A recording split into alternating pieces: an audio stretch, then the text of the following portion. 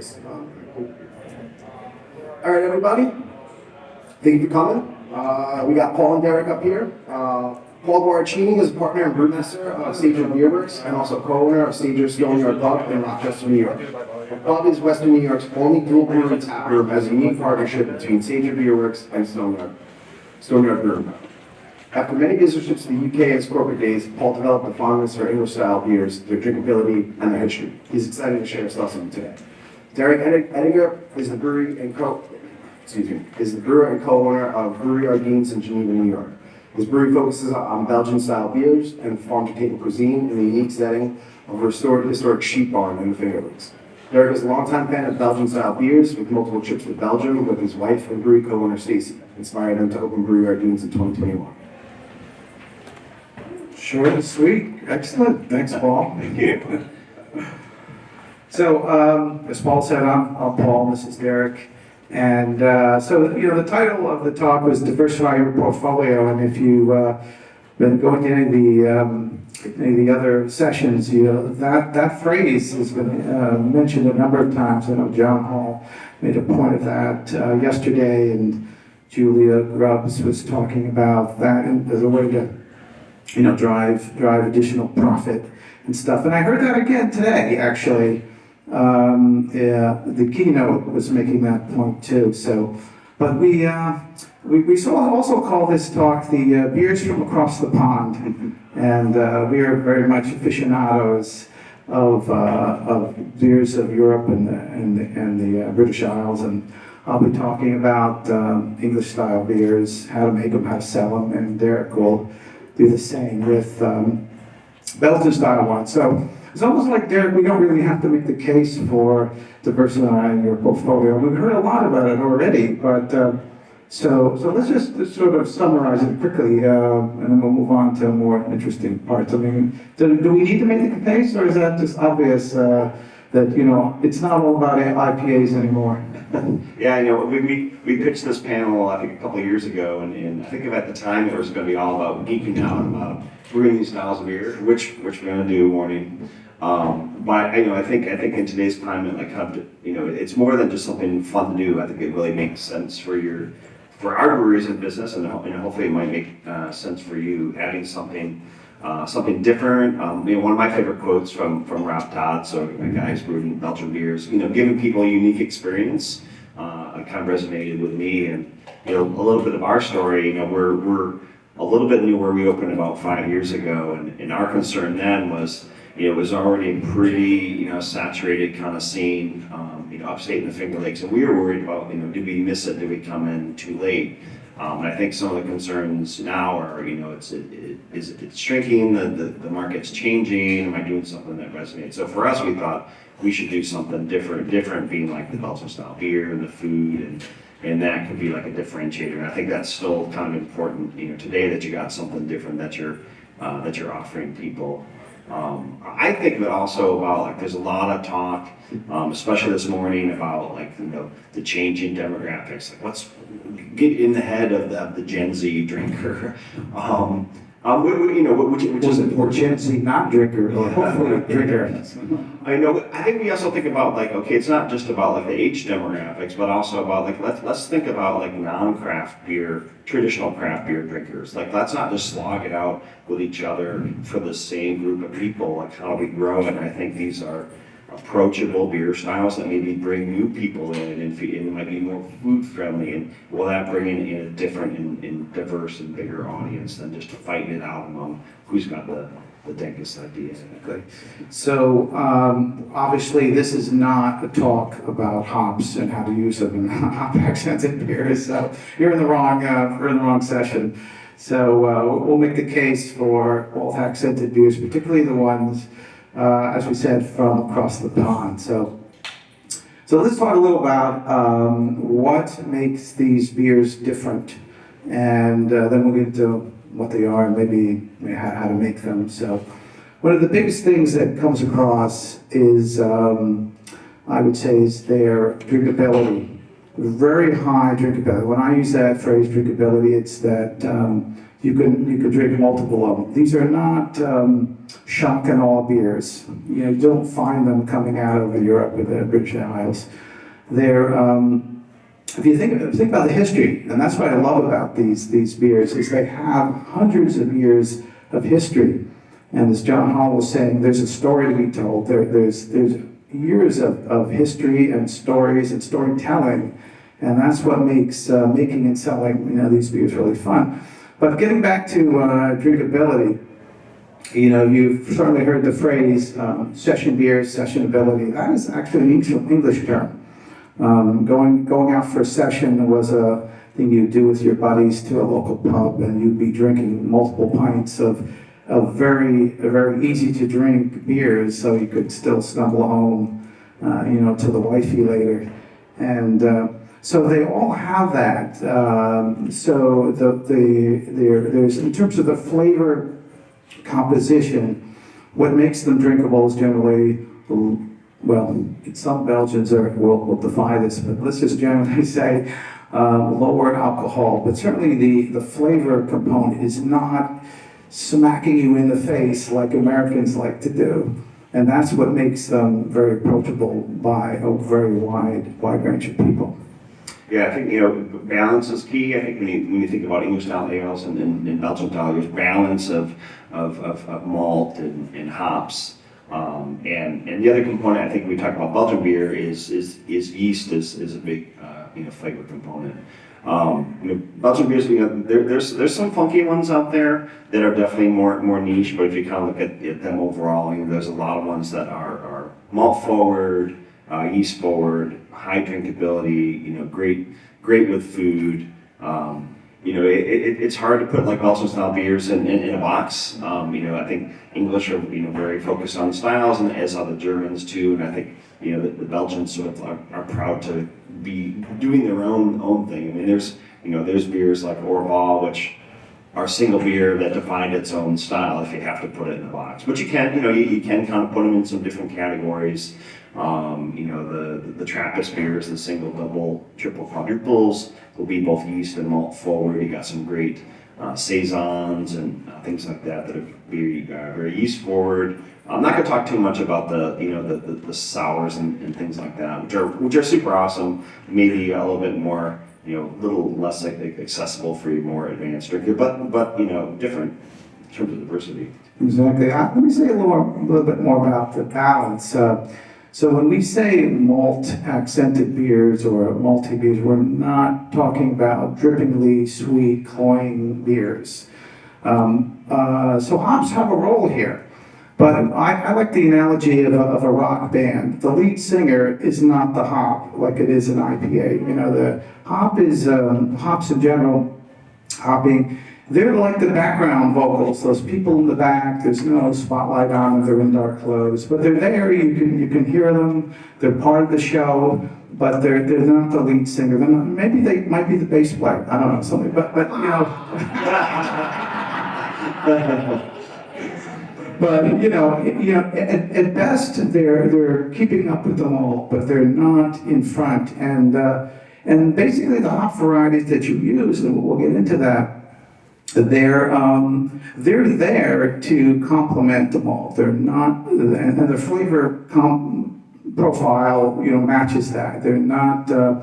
They don't work actually that well by themselves, and at least that's my opinion about that. But and another element here is the provenance, authenticity. These are very, very old beer styles, and you think back, how did these styles survive? Will a donut-infused beer be around 200 years from now? I don't know. I hope not. but these have been brewed for a long, long time. So the brewers have figured out how to make them in the way that people want to drink them all the time and drink them for years and years and years. So I think that's pretty cool. And they, as I said before, all the stories and the history of these styles is very cool, and it's well worth telling. And so as we get into how to make these, I'm sort of biased for high levels of authenticity and provenance and making sure these are as good as you can get if you're actually there across the pond. So. Right. Yeah, and storytelling's good when we talk about the marketing and how to sell them. You know, I think people like a little bit of that. You've got to make it approachable in terms of something that they may order, but if they want to kind of learn about the background, this is fun to tell a story. But we should maybe, there's now the time we start geeking out and talking about how to make them. Okay, I think we should. You want me to start? Go for it. Okay. So it's Sager Beer Works. We're not a English-inspired brew pub, but we probably make more English-style beers than most breweries in Rochester. So we do have a little bit of a notoriety, I guess, on that. But the beers I'm talking about are ones I'm sure you're aware of: bitters, ESBs, of course that's a bitter, stouts, English porters, Scottish ales, Irish ales. So we're talking, beers with a bit of color. They are definitely malt accented. They do have some hop. English IPA, we won't really get into. That's a harder one to succeed with, I have to say. But maybe we'll get into that. But those are basically the styles. Brown ales, of course. I love brown ales, so I can't leave those out. English brown ales. So these are all the original styles that Americans have taken and generally hopped up. But we're going to pretty much focus on the original versions of these. So when you look at what goes into them, we'll start with base malt. I certainly would recommend a British base malt. I know that probably costs a little more, but British malt has a little bit of color, more color in it, and but it has a malt character that you really want to make these beers. I don't recommend U.S. made. Sorry, New York State growers. Generally, it's not that they don't make good English style beers. They tend to be dry, and you don't want dry. You want maltier. You want not terribly malty, but slightly maltier. You want a little bit that classic character, but people always ask me about Maris Otter. Do you use Maris Otter? And a very famous classic English pale malt. And yes and no.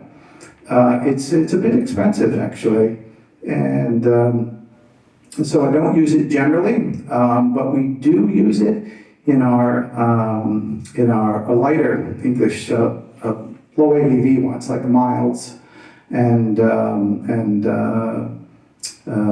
generally the really low alcohol versions, like 3%, 4%, something like that. You have, with that little alcohol and malt amount, you have very little to work with. So the Maris Otter really punches up a little bit, and it's well worth it. You're not going to use that much. These are very, in terms of the weight, the poundage, you don't use that much. So you could probably afford to pay a little more to get a really nice character. So Maris Otter we reserve for those really low alcohol beers. Specialty malts, a British Crystal is a killer. Now, you got to get over this aversion to caramel. I'm just going to tell you. I know there's a lot of brewers, IPA brewers. Caramel crystal malt is persona non grata. You just have to never ever use it. And in this group of styles, not a good idea. You really want that toffee caramel character. It defines this group of beers, whether it be light, dark, whatever. You really have to have it. And the British I think are superior at making them. And of course they go from just a light sugary kind of element to the mid level buns. You get nice color, you get that perfect toffee character. Go to the higher L versions, you get more raisin, dried fruit, and things like that. So yeah, I highly recommend the British brands. I mean, there's the other U.S. ones too. You're going to use a fair amount. You're just putting it for color. You want that flavor. That's what's going to get it to be authentic. So highly recommend those. That is a key thing. Even if you can't use, British base malt, you go with a U.S. grown one, but you really spend the money and the effort to get an English crystal. That is really gonna drive it up really nicely. Hop wise, I tend to go for high authenticity, so I'm going to get East Kent Goldings or UK Fuggles or any of the other hops from again, these have been grown for hundreds of years, thousands of years, so these are classic hop varieties, and it shows. So I have used US Fuggles, US Goldings, Willamette. Those are, I would say, acceptable substitutes, but I don't recommend that if you really want to make it right. You use stuff, the real stuff from across the pond. The downside of using UK hops in these UK style beers is they tend to be older. Here we are in March, and the crop is finally arriving. So freshness is something it's harder to achieve. So that's kind of a downside of using them. And in character, you remember these are designed to be complementing that malty, toffee, crystally character. So they're designed there. They're there to cut the cloying sweetness that you might get. They're not there to stand on their own like they would in an American West Coast hop style. And they come across, so they will balance out, again, we talked about balance earlier, they'll balance out that sweetness really nicely. But if you use too much, you really whip them up in the whirlpool. You can get a very hay-like, very grassy, and that's just not good. People don't really go for that.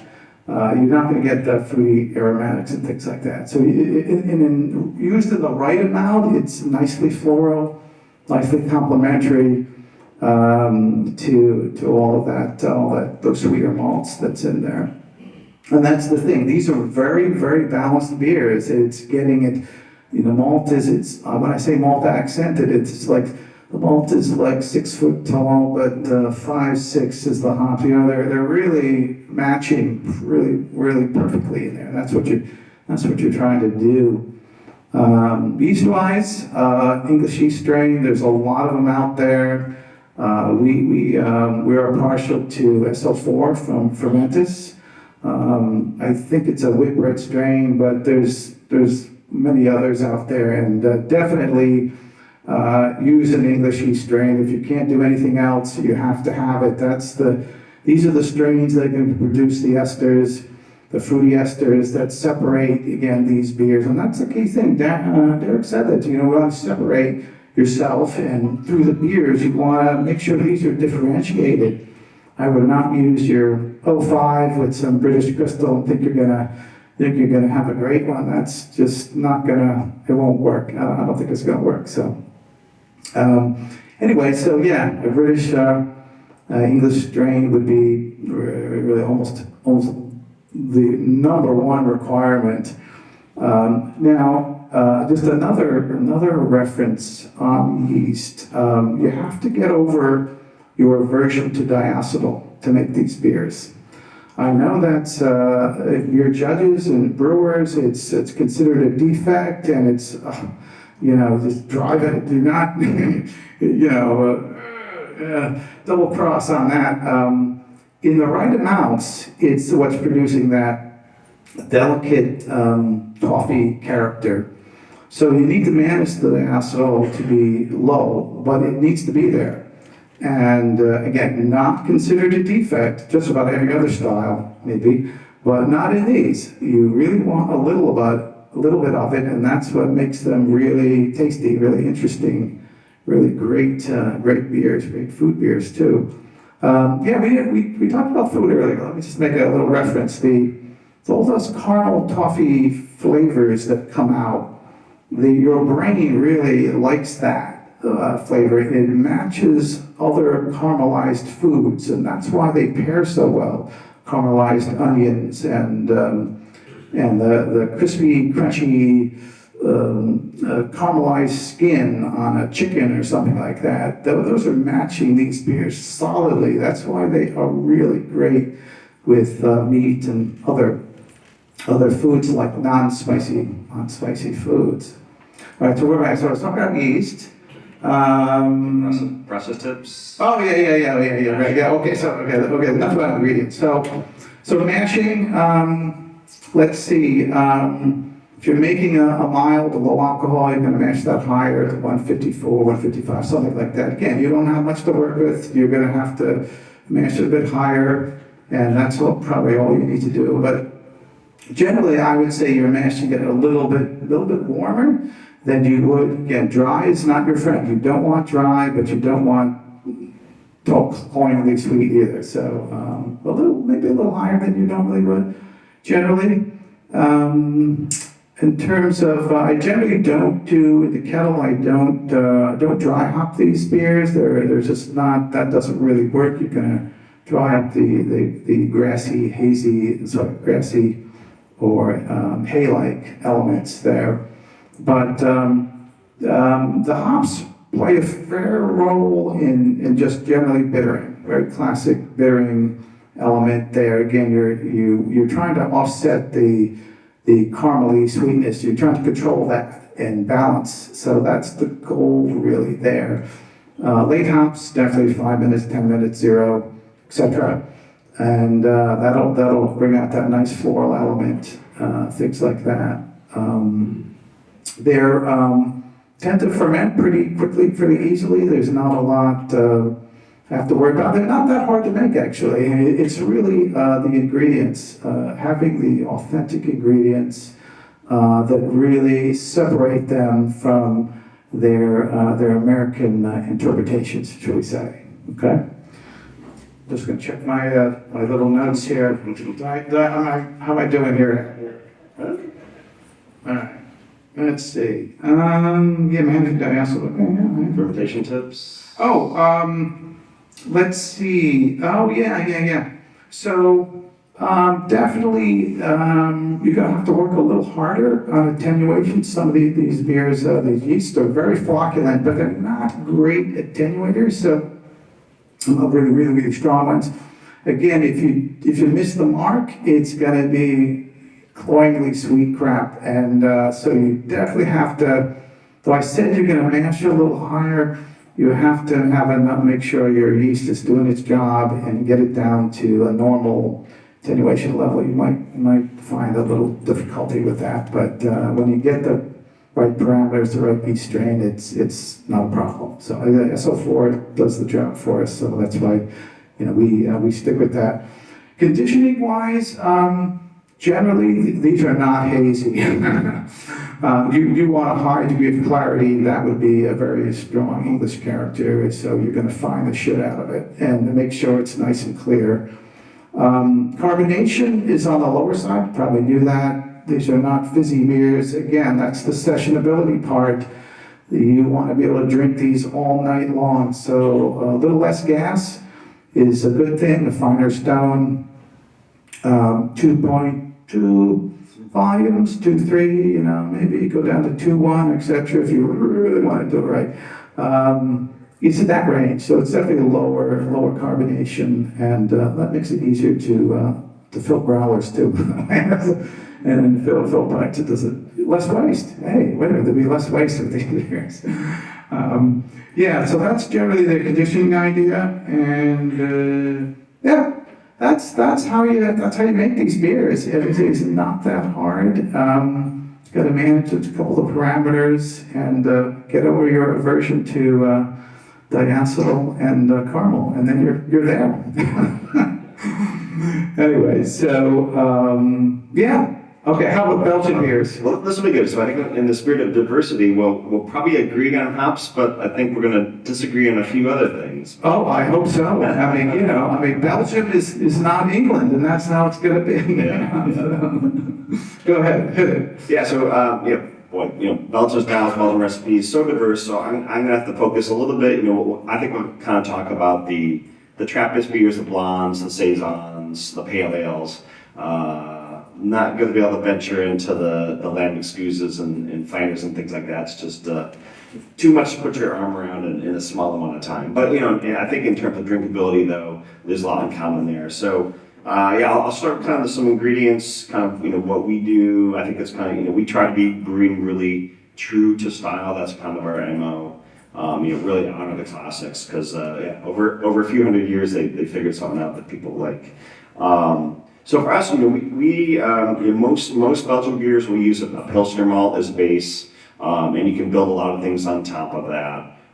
So I think contrastingly to using like a Marisot or something like that, it's we have a little bit more choice. So we choose to actually I only use European malts for a couple beers. We use some Dingemans Pilsner and a couple, but most of them are North American Pilsner, New York Pilsner.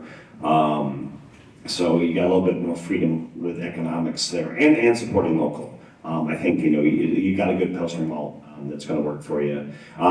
Sometimes a little bit of wheat for head retention. You want that nice thick foam Belgian lacing and everything. So wheat or sometimes carafoam if you don't want that wheat character in there.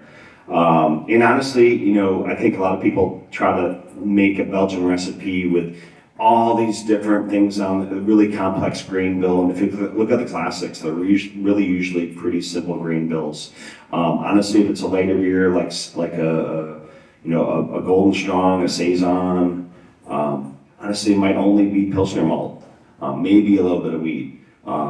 And so you don't want to go too overboard. If you do want to add a little bit more character to it, a couple that I really like to add, to like a blonde or triple would be, a little bit of aromatic, maybe a little bit of biscuit, maybe a little bit of Munich if you want a little bit of body to it. These are going to be very dry beers, unlike the ones that you're going to have some crystal malt in and higher for mash temperatures. We're kind of going in the other direction. You want the maybe the color and the flavor, but you really want that fermentability and that dryness. So that kind of plays out in the grain bill. If you're going to go into something darker, like a double, quadruple, things like that. I like Cara Munich. A little bit of Cara Munich is going to give it some color and some flavor and some body. And then the classic dark malt for like a double or a quadruple is the Special B, the Special Belgian from Dingemans. Has that dark color, the raisin and date flavor. Play with it though; it's potent stuff. I mean, if you eat it and you try it, you'll know. I mean, a little's going to go a long way. So don't go overboard. You can get like some burnt caramel flavors there that aren't going to be real great.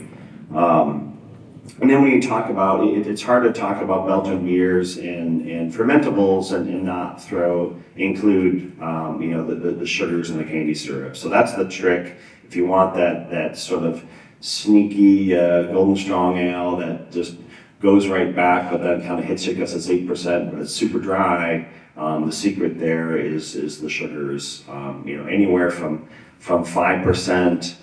Sometimes all the way up to 20% of your fermentables will come from these sugars. So, on the lighter side, if you're doing like even if you want like a light single or powders beer that's really digestible, we'll put a little bit in there just to keep it dry, not to boost the alcohol per se. In terms of economics, there are clear candy syrups. They're kind of expensive. I use them for bottling just because they're convenient to work with. They're aseptic and you can pour them in and whatever. But for the beers, dextrose. It's fermentable. With sucrose, might worry a little bit about fermentability because it's a longer chain sugar. So dextrose. For the darker beers, dark candy syrup.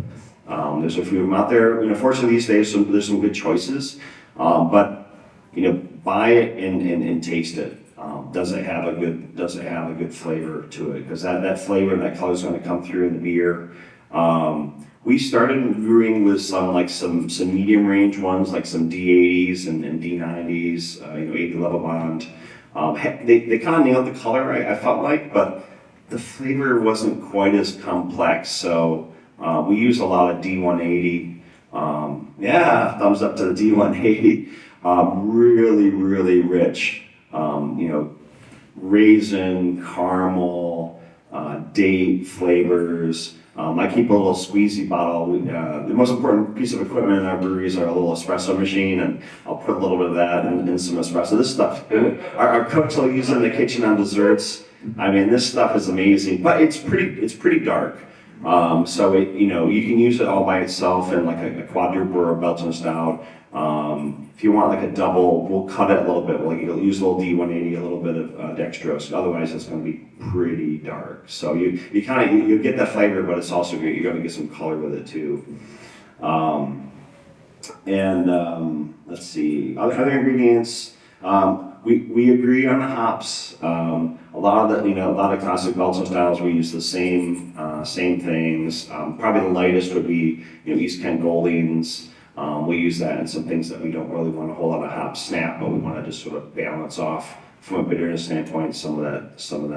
Historically, England and Belgium very well. Those two countries get along together, yeah. And again, historically, the hops that a lot of Belgian beers would always come from England because they had a really good relationship. Right. There's a small hop brewing region in the west of Belgium, and near Poppering. So some Belgian beers use those local hops, but they're importing most of them. A lot of East Kent Goldings. If you want something a little more hop character, you'll find a lot of Belgian beers like the Strong Golden, the Duvel, famously uses Czech Saaz. So you'll see a fair amount of Czech Saaz in a lot of Belgian beers, a little bit more hop forward. And Styrian Golding. I like Styrian Golding if you want like a little bit more. For a Belgian beer, that's hop character, and then which is pretty mild, but it's nice. It's a delicate hop, so that's one where if you have just like a Pilsner malt and a little bit of that, you could have a really nice sort of a blonde with a little hop kind of finish to it. Last but not least, it's the yeast. The yeast is the star for a Belgian beer. And so that's, especially for something lighter like a Saison or a blonde or a triple, that's kind of the star. And so you have to really, you got to think of it as an ingredient, you shop around for what you like. I kind of favor the more estery kind of strains, but there's some great more phenolic strains. And in today's, ecosystem, you got a lot of great choices, which was not always the case before. Go talk to Omega, go talk to Escarpment Labs. We get some stuff from White Labs and Propagate. Lots of really great stuff out there. It is mostly liquid, as opposed, we don't use a whole lot of the dry yeast. It's just, I don't think it's quite as good. It's convenient. So the thing about the liquid is it's going to be more expensive. You may want to, if you can find like if you're going to get into a lot of these, keep it going in your brewery. If you just want to do like a couple, Belgian beers in your portfolio, you might want to propagate it if you have the ability. Just buy a little bit smaller amount and grow it up. Because a big, a full-size pitch can be a little pricey, but I think you gotta do it. Otherwise, you're not going to get that great. Do you use different strains for different Belgian styles, or do you have only one? My go-to is the Chimay strain, which we get from White Labs, but other people have it. The White Labs is WLP 500. Like personal preference, a little bit more estery, less phenolic versus its rival is the Westmalle strain, and that's a little bit more phenolic. It's fruity, and then we'll use it in a lot of different beers, and the way we can kind of adjust it is on the knockout temperature and the rise temperature, right? So these strains, especially the Saison strains, you can let them rip up to 85 and maybe even 90 degrees if you want, but you're going to get the esters and the phenols with that. You might want it, or you might not want it. So the dial you can use is your rise temperature. So something like we want a little bit more prominent, like in a triple. We'll let it come up. We might try to use that same strain in a blonde or a double or like a single Potter's beer. we don't let it come up as much and keep it a little bit more subdued. And that, that's sort of practical economics, like maybe stylistically, they should all have a different strain, but that's just the practicality of buying all those and keeping them all going. You do have to be careful with some of the strains will stall. The DuPont Saison strain famously stalls. The Duvel Strong Golden strain can also stall. So you have to, those will keep going. Well, you want to make sure you have a healthy pitch, have some nutrient in there. Those you have to kind of play this game. You need to let them rise a little bit because that'll give them that momentum. But don't let them rise too much. You might have kind of a Band-Aid bomb or a banana bomb if that's not what you're going for. So that's tricky. On the process side, what I was saying before, it's all about fermentability. The Belgians would say digestibility. So contrary to Paul, it's usually on the lower end. Mashing at 150, 152. The Belgians famously still to this day do usually a step mash, a 4-step mash. I don't think it's really kind of pertinent anymore. A lot of it had origins in these less modified continental malts that they could get that we couldn't otherwise get, the Germans had, and that's not really the case anymore, but they love their traditions, so they still do it, whether they really need to or not. It's tricky too. You need to have the equipment for it. Usually you want to have like a mash mixer that's jacketed, and you can go through the different steps. And so if you have that available to you, it's kind of fun and cool to do. I'm not sure it's necessary as long as you have a good modified malt. Let's see. The sugars and syrups are good for the digestibility. Make sure you have a healthy yeast pitch.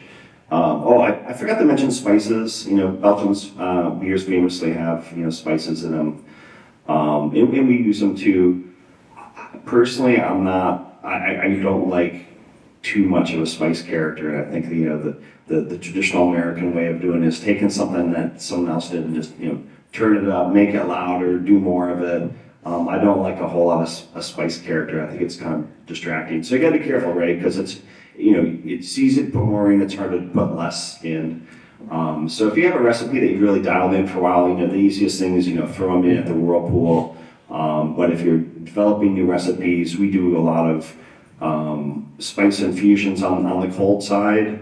You can steep it in some hot liquor to kind of sanitize it and extract some of the flavors. And we'll kind of set up like a pump loop in our fermenter and just sort of recirculate a little bit, taste, recirculate, taste, kind of creep up on it so you don't overshoot it. And then maybe you can sort of retroactively back that into your on the hot side in the future, which is easier. But yeah, you don't want to overdo it because it's hard to take that away. On the boil, I think nothing special there. Most Belgian beers aren't dry hop with a few exceptions. So, but you do have some late boil additions for flavor and aroma. For the hops, usually put the spices in at the whirlpool so you maintain those nice aromas just like your hops. You put your sugars in at the very end so you can maintain a little bit of their aroma and you don't cool down your boil too much. Fermentation, I kind of talked about, these beer, you can let these rise. In fact, most Belgian strains don't like it too cold, so we always knock out at 65. I mean, if you're going to go below 65 or 60, your yeast will probably stall. So you probably want to come in a little bit on the warmer side. If you're doing big batches, you're going to get that natural rise anyway. And then you have to kind of let them go. They do take a little bit longer. The yeast strain I like, the Chimay strain is famously not a good flocculator, unlike these great British strains. So you have to just kind of let it go. Otherwise your beer will be a little bit cloudy. And be careful of the ones that are diastatic. Some of the Saison strains, like the DuPont strains, some of the wit strains are diastatic. You have a couple choices. You can avoid them if you don't want that uncertainty and dryness, or if you do want it you gotta be patient.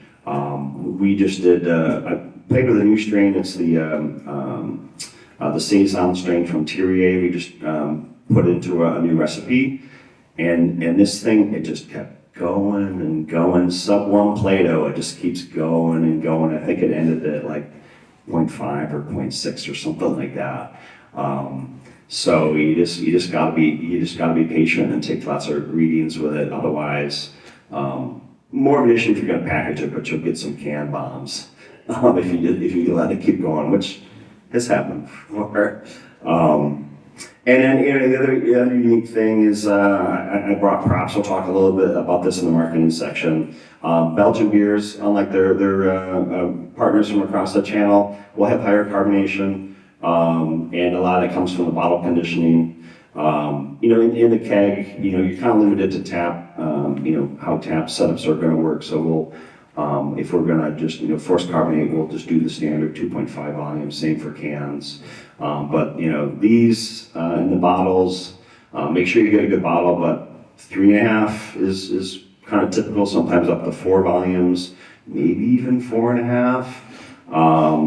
There are some folks who do some can conditioning, which you can take your cans can take a lot of pressure. You can do cans up to 3.5 if you want to. That's a little bit more complicated process, but that changes the flavor of the beer, that high carbonation level, plus you get that nice slicing. There was a really interesting article that just came out, I think just a week or two ago from Rick Steves, like the famous travel guy. He's a big Belgian fan, but it's even now reached kind of the mainstream, not just the Belgian beer nerds. He wrote an article that says the way to have beer in a Belgian cafe if you're visiting is don't go for what's on tap. The right way is to have it out of the bottle. Like, wow, Rick Steves was talking about that. I was kind of excited. Let me just add a little more. You were talking about sugars, and a lot of really classic English beers, I think they still do that commercially. They use invert sugar or various dark sugars to some extent to color it and also add little fermentability. I don't do that. I don't use those. It's really hard to get a hold of Lyle's dark syrup in commercial quantities. Though that's probably what maybe I should be doing. But basically, I don't do that, and but you should try it if you can get a hold of the stuff. The other thing I was going to throw out is you're talking about darkening a little bit, and Wireman makes a product that I don't use anymore, but it's called Cinnamar, and it's a caramel coloring, and some British brewers still use it. A way to just darken their beers without dark malts, and that's an issue actually, making ordinary bitters and milds where you're trying to darken it, but you don't want the roast because the beer is so light it's not gonna taste good. So that's actually a really hard beer to make. How to make a dark mild that's not roasty, but it's actually dark, and the Germans help us out there. I use the Carafa 2 Special as a darkening agent, and so I can still get that more sweeter malt character. It comes out sort of lightly nutty, but not roasty. That's just not good in a dark mild. The beer's too thin for that. It doesn't taste great. The drinkability goes down. Let's just say it that way. All right, so let's go. So we talked about how to make these, not too hard, right? You guys can do it. You're probably already doing it. That's why you're here, maybe. But how do we sell these? How do you market these? These are not necessarily. They're not hyped for sure. There's no hype there, so I say with these. So a little more effort, I'm going to say, is going to go into selling them in your tap room. Probably a bit more education. You don't have to hammer the provenance any more than necessary, because sometimes people just don't care about the history, but I think it's fun and it becomes a story. But you do have to do a little more education, but there's some other fun things you can do with these beers from a marketing standpoint that you can't do with other American styles, like bottle conditioning, and did you ever see an IPA in a cork and cage? No. So there's we can IPAs, right? So but bottles, with whether or not they have a cork and cage or maybe they got a wax top. I mean, these are very interesting looking, and it creates more interest. It's another point of differentiation if you can make a subset of some of your beers in bottles and things like that. Yeah, I'll give a plug for these. I mean, this is not where the industry is going as a whole. So, don't think, we're going back in time. But, it's funny, when we opened our place 5 years ago, we were like, I can't put Belgian beer in a can. It's just kind of a travesty. And we've been slowly giving up a little bit of ground. And honestly, most of our portfolio is in cans. And hey, here we are today. I think, Chimay released its Chimay White in a can like a year ago. So even they're giving up a little bit of ground. But there's still some room for this. So I kind of brought this little prop to kind of talk about a little bit.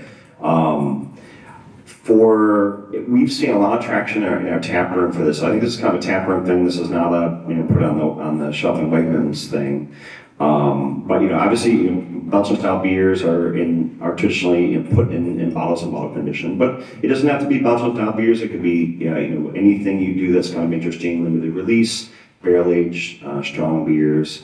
But what we do is we started really marketing these in our tap room and having like a bottle list, giving that just as much exposure as what's on tap. And people always gravitate to what's on tap. And if you pour them something out of a can and they made the trek to your tap room, they get a little angry. But people will get excited about these. And it's a way of having some beers that you may not want to tie a tap up with. It's a more limited release, or you have limited taps, and you got to put your big sellers out there. But have a bottle list. These things will age really well because of the bottle conditioning. And people like it. They're not turned off by they didn't get something on tap. But where you bring this to the table, if you can do table service, pop the cork. They love that. That's super fun to see. But the margin on these. So this is a little bit more expensive. You got the bottle and fancy label if you want. Might add $1 or $2, but we sell these in the tap room for consumption on premises at $21 and to go for $18. Hugest margin of anything we do.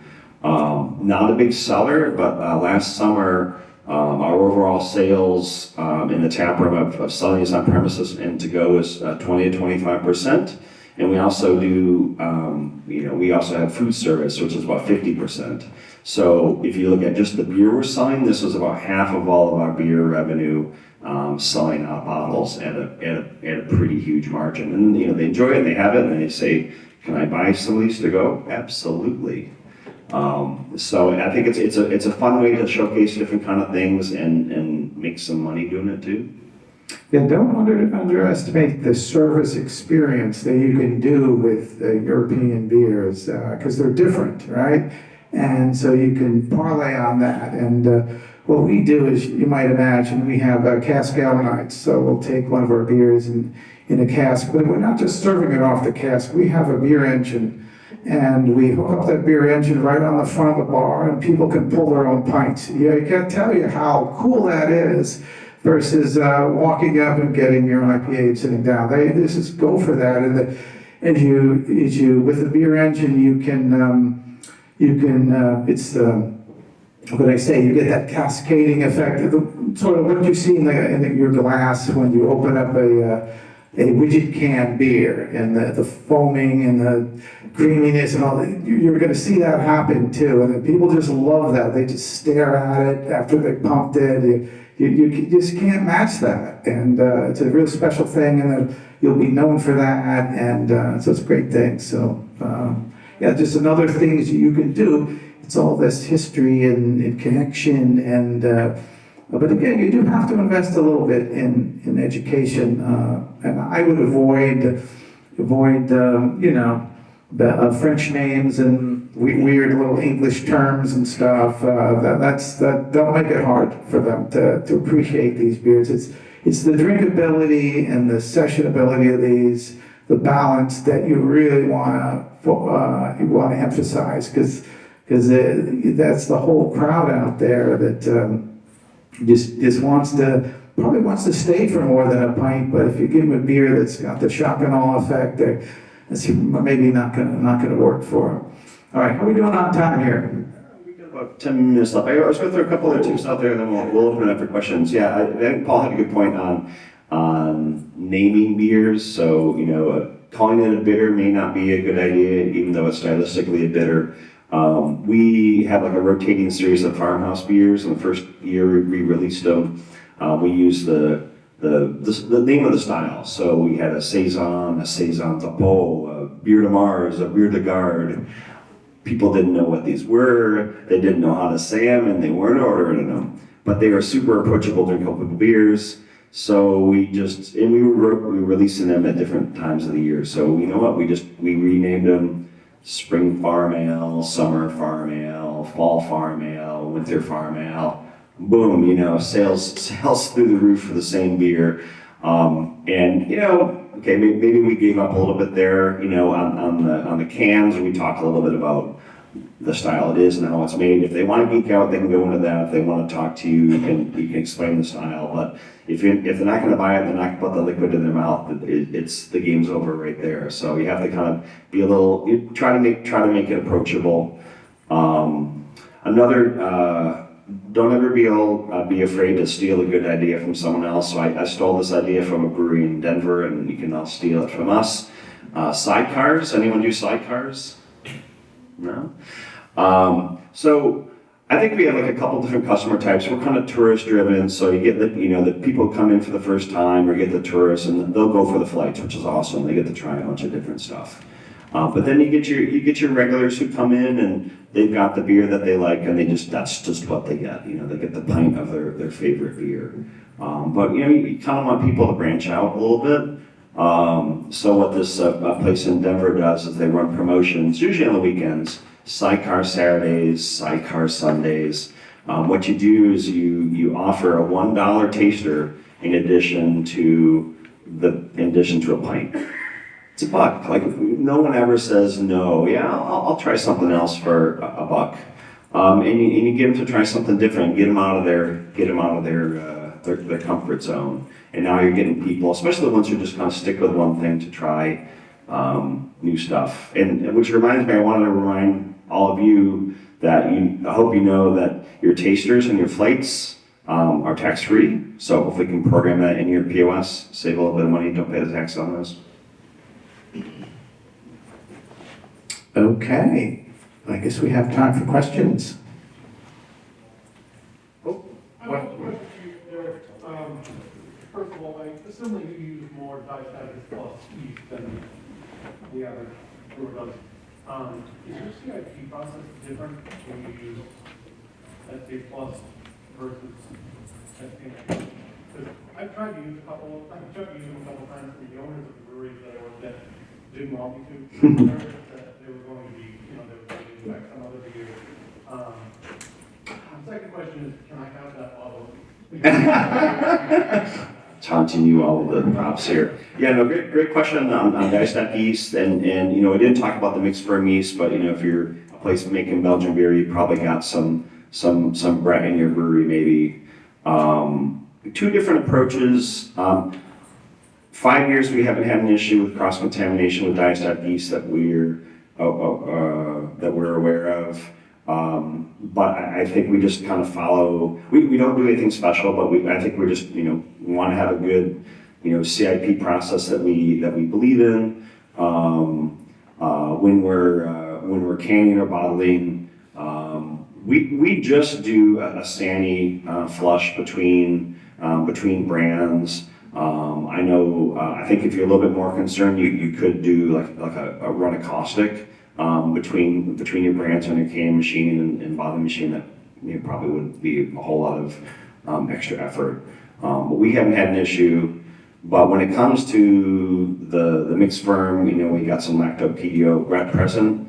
We go a little bit more extreme. So there we keep everything segregated. The big breweries will have their mixed firm is in a separate building, like down the street, and you know that we can't do that. We generally won't put any mixed ferm in stainless. It only meets the bugs when it's in the wood. Completely separate soft materials, so we have separate color coded Tricant plaskets. Other things will be marked with, for us it's green. If it's green, it's the bugs. So green Tricant plaskets or hoses or other soft parts that are dedicated with green tape on them. Separate bottle filler for those. So everything is kept separate. What else? Oh, yeah. Just another comment I was going to make you, I was thinking about it. Our best-selling English style is actually a pale mild. We call it euphemistically the Boddingtons, but better.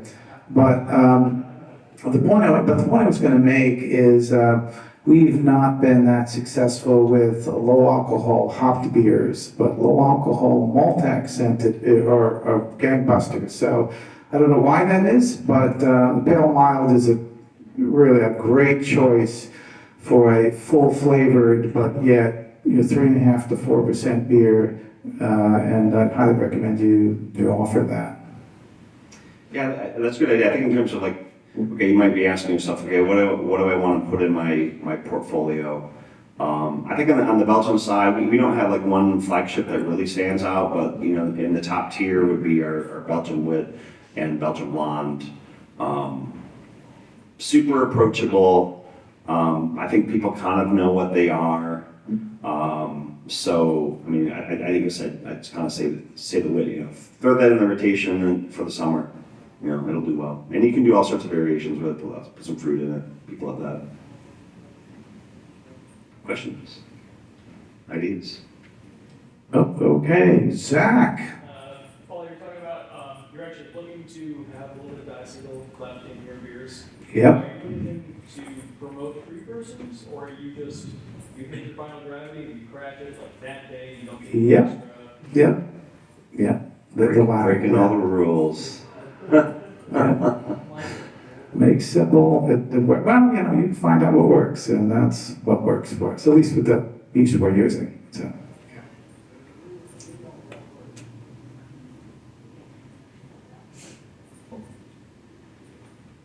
Okay, I guess we're done, and we're 2 minutes early. Awesome. Well, anyways, thanks for coming, everybody. Come on up, you want to ask questions? Hang around. Thank you.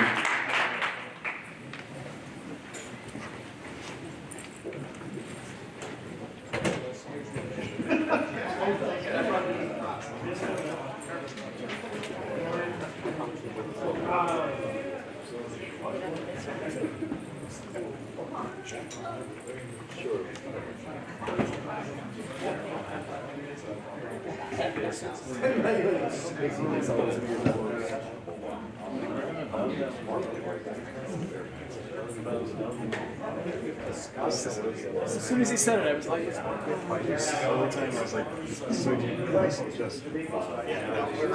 like,